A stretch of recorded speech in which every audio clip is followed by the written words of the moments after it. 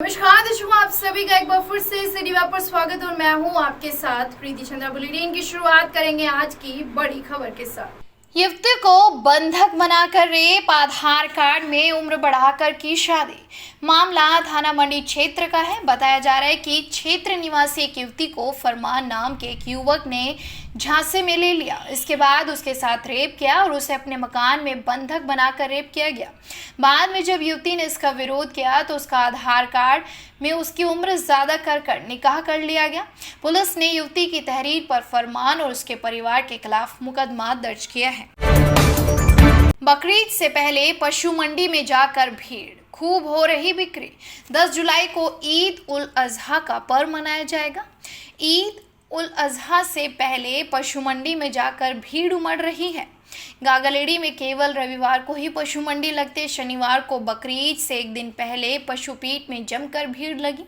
इस बार कुर्बानी के लिए पशुपेट में लोग अधिकतर भैंस की बिक्री करते नजर आए।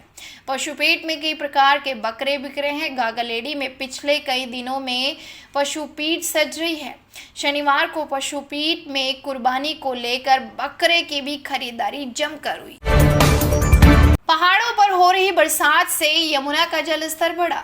22 बरसाती नदियां उफान पर। देहरादून, चक्राता और दूसरे पहाड़ी इलाकों में पिछले 2 दिनों से लगातार बारिश हो रही है। बरसात होने के कारण यमुना का जलस्तर बढ़ गया है। वैसे तो यमुना में 352 क्यूसेक पानी चल रहा था, लेकिन बरसात के बाद 12,000 क्यूसेक पानी पहुंच गया। इसके अलावा बेहट व बादशाही बाग की ओर बरसाती नदियां उफान पर आ गई। नदियां उफान पर आने से लोगों को संपर्क मार्ग पर पहुंचने में काफी दिक्कतों का सामना करना पड़ रहा है।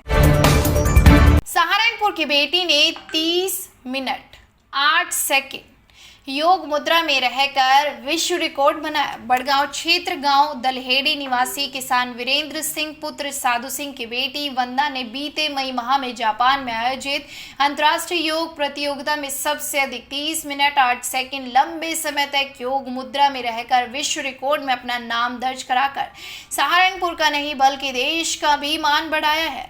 विश्व रिकॉर्ड में नाम दर्ज होने को लेकर बेटी उत्साहित है। जिंदगी और मौत के बीच जंग लड़ रही सिमरन। कस्तूरबा गांधी बालिका आवासीय विद्यालय महंगी की एक छात्रा जिंदगी और मौत के बीच लड़ रही है। अब तक 15 छात्राएं स्वस्थ होकर अपने अपने घर वापस लौट आई। 3 जुलाई को गंगो क्षेत्र के कस्तूरबा गांधी बालिका आवासीय विद्यालय महंगी में दोपहर का खाना खाने के बाद 15 से अधिक छात्राओं की तबीयत बिगड़ गई थी।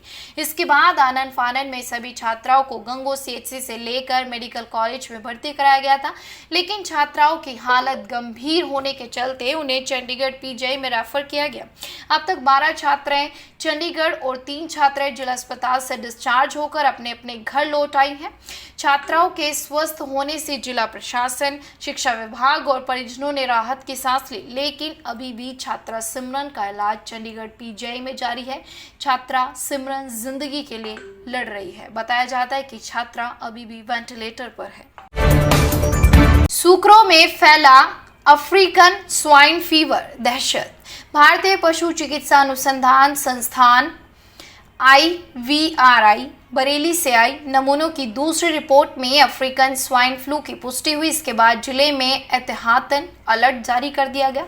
साथ ही शुक्रों के आवागमन और मांस की बिक्री पर भी रोक लगा दी गई। बीमार शुक्रों के इलाज के लिए 3 टीमों का गठन किया गया। एक सप्ताह पूर्ण नुमाइश कैंप क्षेत्र में 5 शुक्रों की मौत हो गई थी। मुख्य पशु चिकित्सा अधिकारी राजीव सक्सेना का दावा है कि इस संक्रमण से मनुष्य को किसी भी प्रकार का खतरा नहीं है।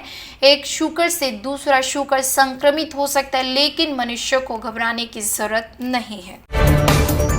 अभिनेत्री कायनात के पिता के 13 लाख हड़पे, रिपोर्ट दर्ज। महानगर के मोहल्ला ज्वालानगर निवासी मदन लाल अरोड़ा ने कोर्ट के जरिए दर्ज कराए मामले में बताया कि कारोबार के सिलसिले में संजीव नामक व्यक्ति ने उनसे 13,36,000 रुपए लिए थे। इसके बाद पैसा वापस करने से इनकार कर दिया और धमकी भी दी गई। इस मामले में एक अन्य व्यक्ति भी शामिल है। सीओ द्वितीय एएसपी प्रीति यादव ने बताया कि कोर्ट के आदेश पर मदन लाल अरोड़ा की तरफ से संजीव और प्रेम नामक व्यक्ति के खिलाफ धोखाधड़ी की रिपोर्ट दर्ज कराकर जांच शुरू कर दी गई है। सहारनपुर से जुड़ी हर खबर पाने के लिए सब्सक्राइब करें हमारे YouTube चैनल सिटी वेब को। अगर आप हमें Facebook या Instagram पर देख रहे हैं, फॉलो करना बिल्कुल मत भूलिएगा।